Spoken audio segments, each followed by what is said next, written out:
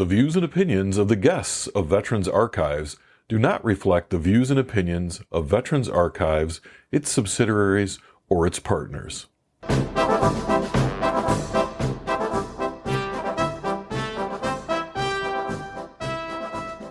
Hello and welcome to Veterans Archives. This is a podcast where you can learn about our military history in the words and voices of the men and women who lived and created it. I'm your host, Bill Krieger, and let's listen to our next story. Today is October 4th, 2023. We are with Gary Dunn and Howell at the American Legion. How are you doing today, Gary? I'm doing great. How about you? Excellent. Excited to hear your story. So tell me about when and where you were born. I was born in Detroit area, Redford, and I was born in 1949. 1949? Yep. Do you remember what hospital you were born in? I was born at Sinai Grace. Sinai Grace? Or Sinai at that time. So that's the one downtown Detroit? No, that's 6 Mile and Outer Drive. Okay. So you're born in the Detroit area, and what were things that you did growing up? Attended Catholic school, played football, had a different type of life. It was very rigid back in those days, but unlike today where kids are so restricted and always on the gaming thing, we were gone for go home, go out and play and come back and it gets dark. Yep. So I loved it. So what Catholic school did you go to? I went to Our Lady of Loretto in Redford for 6 years. And growing up, did you have any siblings that you I have football? A brother and a sister, younger, both of them. My sister's youngest, and they attended, both of them attended public school. They didn't go to Catholic school. Okay. They were younger than me, so by the time we had moved, and they were into public school instead of the Catholic. So Gary served in the United States Marine Corps. Did anybody from your family serve in the Marine Corps? Nope. I was the first one in the Marines. Everybody else was Army. And I just felt that was the best way to go for me. Okay. So who was, your siblings, did either one of those? My brother served in the Army. My dad was in the Army. Do you remember what your dad did in the Army and your brother? My dad was a tech sergeant, and he was in World War II, and he was in Graves registration. So he took care of all those that passed. My brother was a combat soldier in the Army, but he spent all of his time in Germany. Okay. So he never saw any combat or whatever. I was the only one in the family that did. Okay. And so your mom, what did your mom do? She was pretty much my parents were divorced after quite a few years, and then my mom was a worker, took care of the kids, single mom, and she worked her butt off for it, but she kept us going, and when things got rough, she kept going. So it was just one of those things. When my parents were, before they got divorced, actually they never got divorced. They just Catholics and didn't believe in divorce. They just separated. I ended up out on my own at age 16, and my mom left my dad at that time, and she went to live with other family, with my siblings, and I was out on the street. So what year was that? That was 1965. I went out on my own. So when you say on the street, were you homeless or were you? Basically, I was homeless. I went from place to place to live. I was living in Dearborn Heights and going to school in Southfield, so I'd have to hitchhike back and forth every day. Didn't have a bus that far. Then I worked at night, so to keep myself going. Where were you working at night? I worked at a Shell gas station at 6 Mile and Telegraph in Detroit, Redford area. Guy was a ex-state police officer and kind of took care of me. I stayed there, lived in the back room for a long time. Oh, wow. So studied in the back of the at the back of the garage and ran a wrecker and took care of the. Back in those days, we pumped the gas and ran out when they drove over the bell. When they hit the bell, we ran out. So did the windows and the oil and the whole 9 yards. So customer service. Yep. At its best. So you're 16. At what point did you decide to start looking into joining the armed services? When I got out of school, at 18, I was still on my own, and I had gotten a good job with Ford's, and I was working at Ford's at the National Parts Depot in Livonia. And that year in September, Ford's went on strike, and it was a 6-month-long strike. It was a long strike. And I had to go back to start over again and get another job, and I had to go up north to get a job in a factory, and I just decided that after that, I just had to get into something that was a little more stable, and that looked like the way to go for me. A lot of my friends were getting in trouble. We were bikers at that time. And what year was this? 67. 67? Yeah. So the riots went on in Detroit. Yeah. A bunch of us went down and volunteered for the fire department down there, helping fight fires. And it just got to the point where I couldn't take it around here anymore, and I had to get out of here. So, in what year? 67. What year? I'm sorry, I don't know this, but what year did Vietnam start? Vietnam started in 1961 or 1959. Okay, and it went to about 73. Yes, went to 1973. So, did you think that had an effect on your position at Ford, or? No, I don't think that had anything to do with Ford's. It was just a strike that they were looking for, and it took a long time to settle. Just like this one, I think this one that's going on right now is going to take forever to settle. But it was just something that I thought I had to do and get away from it. And I wanted to put stability into my life. And I thought that the Marines or the military would be the way to go and put some direction in life. So absolutely. That's what I decided to do. Now, when I went in, I was 330 pounds. Oh, wow. I was a big guy. Were you a lineman when you played football? Or? Yeah, I was. I was a tackle. Okay. But I didn't active in sports in high school. It was just, playing. When I was in grade school, I was in football and that. But I didn't get into, because of the fact that I was independent living and on the street and that, and you couldn't afford to be at the games and all that stuff and the uniforms and stuff, so I just stayed out of that. But so what year was it that what year and where did you walk into like a recruiting office? September of 1967. And do you remember what location it was? It was in Livonia. Livonia? Yeah. You remember your recruiter's name? Not a chance. No?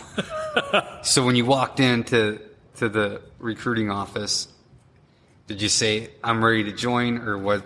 Were you like a recruiter's dream, like you were just ready to go? Or I was ready to go. A buddy of mine and I, was kind of a joke. Buddy of mine, Paul Wallace, we were going to go in on the buddy system, and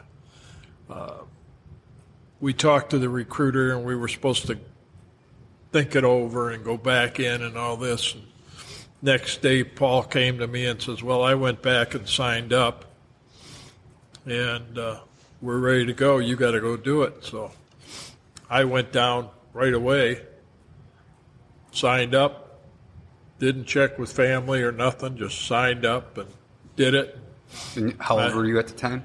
18. 18. So And you I could sign said- without a parent's signature. Right. And I asked the recruiter, I said, when do Paul and I leave? He said, Paul hasn't been back. So I said, well, he will be. So I went and found Paul and brought him back, and he signed up. So did he want you to do it before he did it? He didn't want to go, but he ended up going. Paul was a slender guy and all this, pretty good stature, but not anywhere near the size I was. And we went in. He ended up signing up, and we went in on the buddy system. So did you go through maps and? No. So did you? So when you went and signed up, did you like walk in an office and say like they told you about it, then you signed right there at the office? Right there at the office. And that was was there an officer there that did like a? No, we ended up having to go to Fort Wayne, old Fort Wayne in Detroit, and sign Right on the and river. on the river there, and do the actual initiation and swearing in and all of that. We did that there. So, but Paul and I stayed together for probably about 4 weeks, 3 or 4 weeks, and I went straight through boot camp without a problem, and he got sent back 2 or 3 times. Oh. So what year did you arrive, and where did you arrive at basic training? I went to San Diego for basic training for the Marine Corps recruit depot there. That's Pendleton.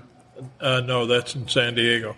Okay. And Which one's Pendleton? I'm sorry. Pendleton is that's in San Onofre, California. Okay. It's that's the 1st Marines, 5th Marines at that time, 3rd Okay. Marines, whichever So not- it was at that time. Not the same location. Not the same location. Okay. One was in San Diego, which is south of there, about an hour and a half south of there or so. We went through there. What was the question again? I'm sorry. So you're in San Diego. What year was it that you arrived? That was we went in on December 28th, 1967. Okay, so you get to basic training and you meet your drill sergeant or drill instructor. What's your first impression? Trying to use proper language, that I was in deep poo-poo. I was when we went to California, we went as a large group, and Detroit gave me all the orders for everybody because I was the biker guy and the tough guy and this and that. So I was in charge of keeping them in order. When we got to San Diego, this drill instructor came out. He was about 5'3", pretty well statured, happened to be a black guy, and he was a staff sergeant. And he walked up and asked who was in charge of all of us maggots, and that didn't set real well with me. And just having been through the riots in Detroit, was not in the best position for dealing with people of color at that time. Yeah. So yeah, that time. At that time, okay. So I came up with an expression that I said, "I am boy," and he turned around and looked at me and walked over with two hands and grabbed my belly and picked me up off the ground and said that I will be his maggot for the rest of the time. So quite a twist and I guess roles, if that's what you want to say. But so you're there, he picks you up, and then what are you thinking when that happens? That I was never going to make it through. I didn't think that was the experience I wanted, and that it was going to change, and I was going to be in trouble. But actually, it grew to be a real hate relationship between us, created by him, okay, so that I would do what I had to do. And, I mean, when we went someplace in boot camp, I ran around the platoon. When we had chow, I didn't eat with my fellow recruits. I ate at the table with the drill instructor sitting on the floor, and he would hand me my food. Oh, wow. And that's what I ate. And when our group did, when our platoon did, in the middle of the thing, we did KP, kitchen patrol. Yeah. I couldn't go on kitchen patrol. I had to go work in the bowling alley so I wouldn't be around the food that I could eat. But the sergeant that was in charge of the bowling alley my sergeant knew what he does and the way he did things. And apparently there was more people like me that he did in other platoons when they had him. So he would feed me all the pogey bait I wanted while I was there, and I never told the other guy. But we had quite an experience as far as the relationship. And when we ran, and I came out of boot camp 185 pounds. So he's just trying to slim you up? He was slimming me up. Yeah. So it worked. I went way down, so, and I became lean and mean, so. But when we left boot camp, we went to infantry training, and when we got there, he took off his blouse on the bus and said, "Let's go at it," because he says, "I know you hate me," and he says, "You and I just don't get along, so this is your opportunity to get even." So I obliged and got even. So you ended up wrestling around with them, and you might say that word, yes. I wrestled around with him. I beat him up pretty good. I walked off the bus, and he stayed on the bus. So that was that, and we were fine from there. And I went on to infantry training, and he went on to his life as a drill instructor until we met in Vietnam. So was there a lot of racial tension? When you went through basic training, was there were there cultural mixes, or was it mainly Caucasian in your training? No, it was quite mixed. Okay. It was quite mixed, and a lot of people in our platoon didn't have high school degrees or diplomas, oh, wow. including me. I didn't graduate. I was a credit and a half short, or a half a credit short, something of that nature, from graduating. I had been in an accident in 1965 and was out of school for a little bit. And so I was short a credit or a half a credit. I don't know what it was. So we had to have GEDs before we graduated. So Sergeant Minifield made sure that if they didn't all have their GEDs, I would get set back. So I had to stay up at night and teach them to where they could pass the GED. And if they didn't, it was my responsibility. So I was learning the responsibility right from the get-go. Leadership role. Yeah. So not knowing at that time, but that's what he was doing. But it came out. We all graduated. We all got diplomas or GEDs, and he was happy. So Now, I'd be proud if I were you. That's pretty cool to help other people other individuals be successful and make an impact. right. So you graduate, you get your GED, and at this point, are you done with your infantry training? We're done with infantry training, and we go on to schools. I was sent to dispersing school, which was an accounting degree. I was going to be in payroll and that type of situation. So when I went through the testing before I went in, I qualified very highly as a mechanic, and they put me as accountant.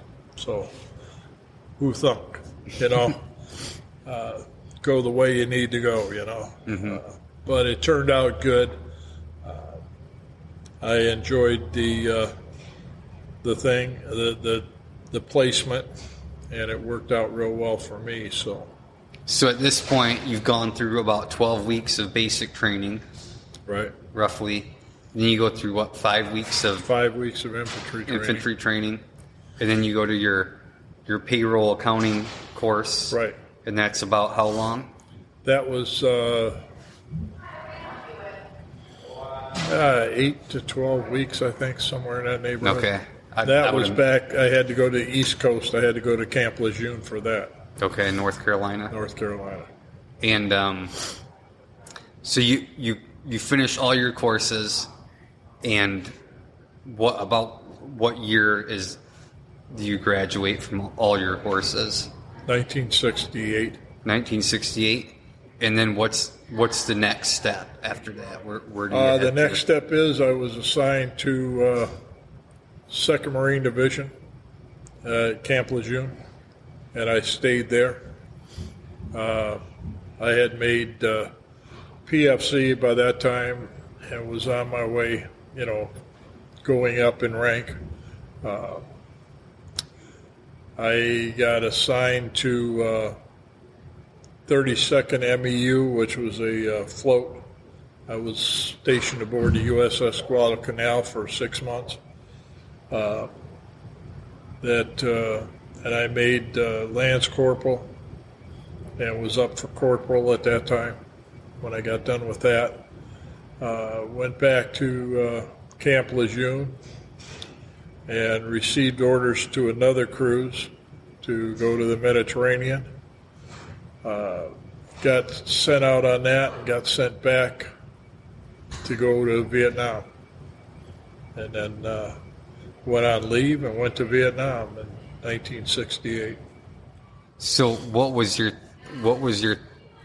Well, I guess thought? it was actually 69 I went over there.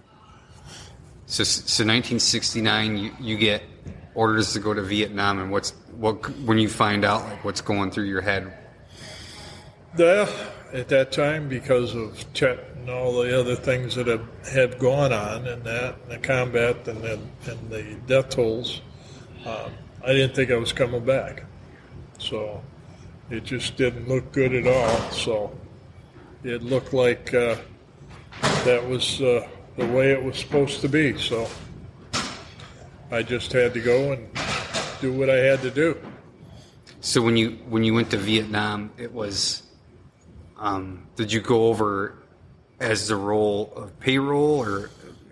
I went over in that capacity. I was in the capacity of a 3421, which was my MOS, which was payroll and accounting, and that lasted probably about 24 hours. So we got there, and the bus I was on got blown up coming off the airport. So you You go over to Vietnam. Do you go by ship? Do you go by plane? We flew over commercial Airline? airlines. It was all chartered airlines, but it was commercial. And you flew out of, where did you fly out of? We flew out of San Bernardino, California, I believe it was. Okay. And then we flew to Hawaii.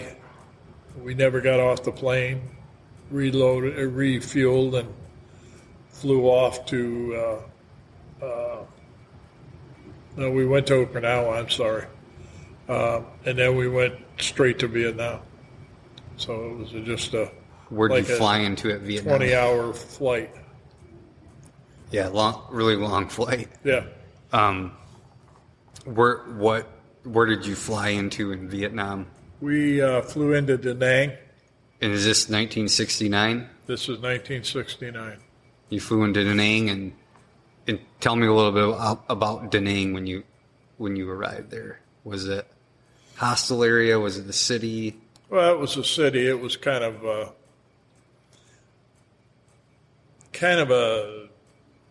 I don't know how to describe it. It was they could take liberty in there at that time. All but the Marines. The Marines were never allowed liberty in Da Nang. We could go to China Beach or we could go to any of the beaches, but we couldn't go to Da Nang for liberty if we were back in the city, on in-country R&R, because we were just too mean, too rough, and usually too drunk. Yeah, worried about you getting into trouble. Yeah, so we got to Da Nang, and like I said earlier, we were coming off the airport, and we went by the fuel dumps, and the fuel dumps got blown up, and our bus got blown away, and lost 4, 5, 6 guys on there before we, the first hour we're in the country. And then we went to Freedom Hill and got dispersed from there. I went to Headquarters Battalion, and What's Freedom Hill in Da Nang? it's in Da Nang. It's where it was kind of a, for lack of a better word, it was a mall type thing. And it was right outside the Air Force Base. And it had the Red Cross was in there and the different branches of the service, and the USO was in there and all of those things. And then from there you got dispersed to wherever you were going. They would disperse you off to your unit if you happened to be in Quang Tri province, or if you were going up north, if you were going down south, wherever you happened to go, they shipped you from there. I got sent to the Headquarters Battalion Da Nang, and I was there probably 24 hours and got shipped out to an artillery base called LZ Baldy, and I spent the rest of my time out there. So was there anybody that you went through the training pipeline with that followed you there, or? Some guys from the classes that I was in for dispersing and that, but none of the recruits from when I went through basic or any of that. So you made a couple connections in there? Huh? You made a couple connections? Yeah. So you had some friends and comrades, and so you spent the rest of your time. Did anything significant happen that you want to talk about? Well, they had us kind of going back and forth. We would go out on we didn't go out on missions per se. We went out on accompaniments. Like if the medics were going to a village to do, help with the population and medicate them and check them and make sure everything was okay and give them shots or whatever. We'd set up perimeters for that. But other than that, we weren't part of the regular combat thing, but we did get into quite a few skirmishes that we were there. And because they, the North Vietnamese didn't, and Charlie didn't know the difference between a medical group and a combat group. So they just saw the uniform. They just saw the uniform, and we had guns, and let's go. So yeah, that'd be pretty scary in the environment there. I mean, you're in a jungle, right? We were, yeah. Up and down mountains. Oh, yeah. And they have apes in those mountains. They have apes? They do, especially around Da Nang. So how big? Did you see a lot of apes when you were there? Or? Didn't see a lot of them, but I knew they were there because when we were on guard duty, there would be they would be throwing rocks at us. We used to call them rock apes, and they'd cause all kinds of havoc. So the apes would throw. So were they chimpanzees or were they? No, they were bigger. They were like chimpanzees, but a little bigger. Okay. But they were quite different. So when you went out to, did you guys get like the standard safety brief? Was that like part of that? Watch out for apes that throw rocks. Right. And you'd have to tell them, hey, you guys got to keep alert. And make sure it's a rock being thrown at you instead of a grenade or something. And right away they panic and they start shooting. And then you gotta go investigate what's the shooting about. And the whole line opens up, and sirens are going off, and everybody's getting crazy, and it's nothing but a bunch of apes going crazy. Yeah.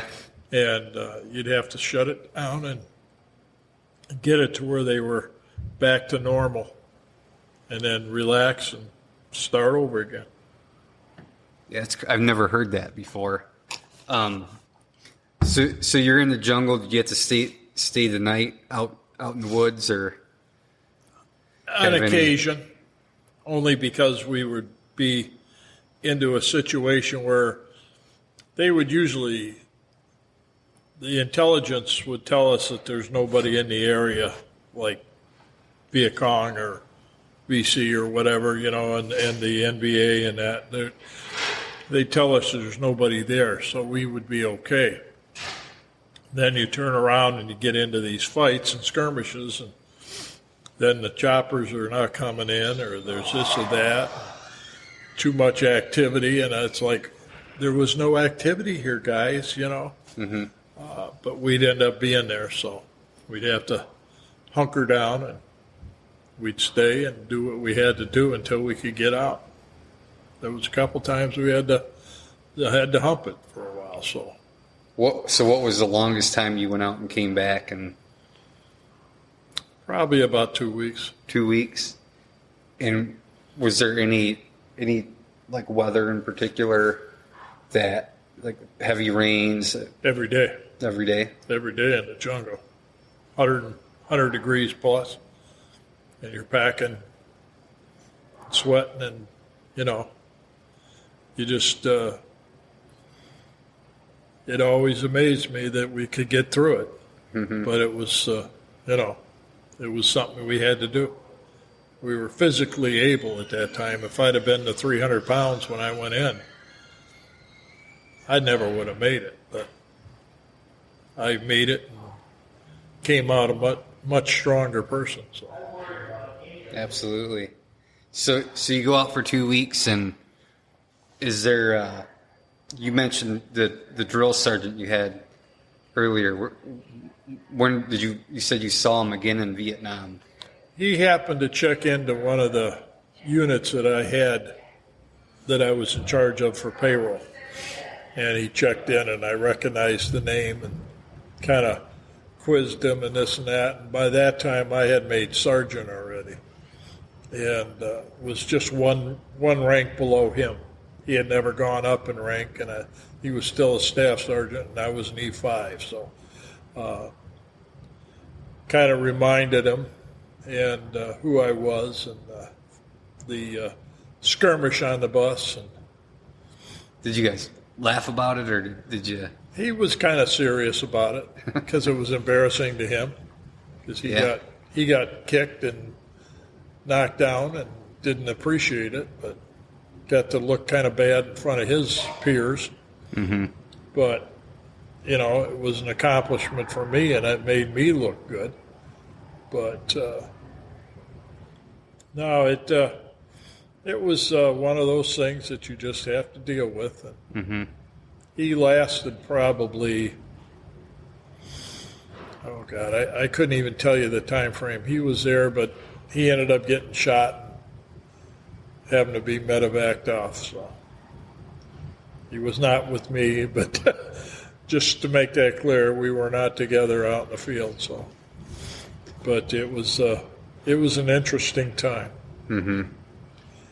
So you're in Vietnam. How many years are you in Vietnam in total? I was there, I think, around 13 months or a little more. I had re-upped to stay. I re-upped my enlistment.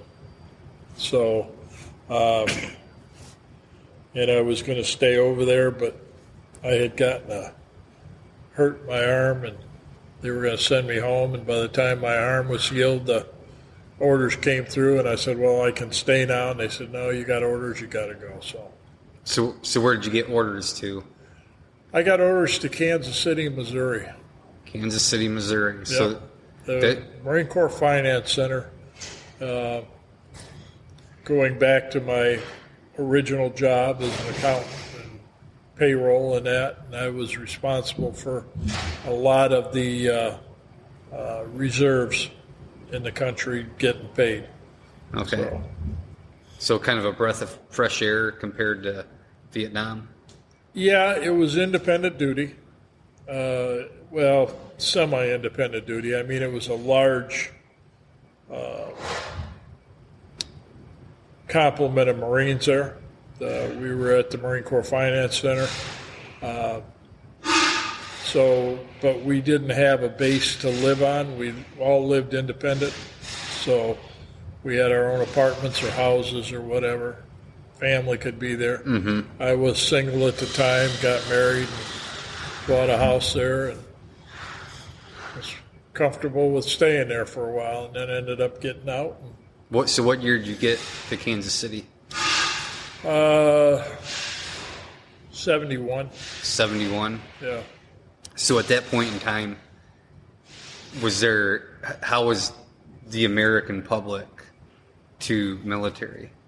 They were better at that time. I mean, we had gone through the spitting on and baby killers and couldn't wear our uniforms and that type of thing, to where it was getting a little better because there was a big Air Force base there. So we had the Air Force base, and we got it was a little easier on us there. So, but it wasn't the same way as when we came back. We couldn't even have our uniforms exposed when we came back from Vietnam. It's just crazy to me to hear that when you were over fighting for your country to come back to that. Yep. And what, in your opinion, or why were Americans like that? It was the 60s. Yeah. And it was the age that the people were rebelling. They came out of shells and decided that this is it. No bras, no panties, no this, no that, long hair. It was a whole different gambit from when I went in. And it was just the age of the way it was. Mm-hmm. And you couldn't change it. We had to live with it. And it was tough for a lot of guys, because back then, guys were suffering from PTSD. And you didn't dare let on that you were. Because that was, back in those days, that was considered a Section 8. You were thrown out. No questions asked. So you had to suck it up and deal with it. Many of us drank heavy. Mm-hmm. And I was one of them. And you got to the point where, you had to deal with things, and you have to learn to do with them. And, over the years, it got a little easier, but then as I got a little older, it started to come back. So now I've got it. Something I deal with, I live with. Let's take a quick break. Veterans Archives is a 501c3 nonprofit organization, and we rely on donations from our listeners. If you are enjoying these stories and would like to support our continued efforts, please go to www.veteransarchives.org and select the donate button. Thank you. Yeah, I can't imagine what that would be like. So you come back and you kind of lean on each other. Right. That, your other Marines, other service members, to kind of get through those things. And at what point, so this is 71, 72? Right. At what point do you get out? Like, you decide that you're going to get out? I got out in November of 73. I got out early because I was faced with the dilemma of losing a family because of military. And so were you married with kids at this time? yeah, I had 2 kids. I had 1 kid and another one on the way. At what point did you get married? I got married in 71. 71? And Yeah. was she, She was from up here. up here? Yeah. Did you know her prior to? Actually, I met her through Vietnam. Through Armed Forces Radio. They'd read letters, and you get hooked up with people, and we did writing back and forth. And when I came back, we started dating. So you guys would write letters to each other? Yeah. Ended up getting married. Actual, like, mail letters, direct Mail letters. Yeah. No email. We didn't have phones back in those days. I'm sorry, go ahead. That's fine. It just was it was a thing that we did, and we ended up hooking up and getting married. And she was younger than I was, but it just she wasn't ready to settle down as I was, and we were about ready to split. And I had to make a choice: either save my family or continue on with the military. And I made a wrong choice. I decided to save my family, and ended up losing it anyway. So you got married and you had kids at this Yep. point? How many kids did you have? We had 2 and adopted another one. And after I got out, we adopted Matthew. And we ended up moving back up here, and went to work at a factory, and became a police officer, and worked as a police officer on an auxiliary force for a long time. And we ended up getting divorced anyway, so it was a waste of time and effort. So are your kids still around, or? my kids are all over the country now. I have 2 in Texas, 1 in South Carolina, 1 in 1, 2, 3, 4. I got 1 up here, and I got 1 in Indiana. So do you have? Were you remarried? I've been remarried, for 30 years now. Okay. So, And was she from here as well? yeah. And you had kids with her? No. No. No. We have the Brady Bunch type mixture. Okay. So do you have any grandkids? Yes, I have 13 grandkids 13. and 2 great grandkids already. Oh wow, that's a good sized family. Yeah. Excuse me. So you get remarried, you come back, you work as as a law enforcement. And did you retire from law enforcement? No, it was. I was an auxiliary officer. I worked in a factory, and I worked nights as an officer, kind of a reserve type officer. So I enjoyed that. Almost went full time a couple times, but just there again, my marriage got in the way, and I just the things that I like to do, I always put aside and had the marriage go first, because of my parents' background, with the religious and that, and I wanted to keep it going, but it just didn't work. So finally, I had to let it go. So it's over the years, I've started over probably 6 times, completely through, from the divorce, and then through, I had an accident years ago and had to start over. Then I had to do this and do that. And there's things that you have to do, and you make those adjustments and you keep on moving. Absolutely. That's all there is to it. You don't let it stop you. You just keep pushing forward. So did you retire from a company, or? I've retired from the post office because of a disability. I went to work there. I retired from Catholic Church because I went to work there as a director of maintenance. I've retired got another retirement from another company that I worked at for a while. And that's my retirement. I owned 4 businesses or 5 businesses in that time. So yes, I've retired. Okay. From my own. So you retired, and then when we first met, you're part of the Marine Corps League here Right. in Howell. So tell me a little bit about what you do for the Marines. The Marine Corps League I've been with for 25 years maybe. Oh wow. I've been with the Honor Guard. I've been the commandant of the Marine Corps League here, this detachment,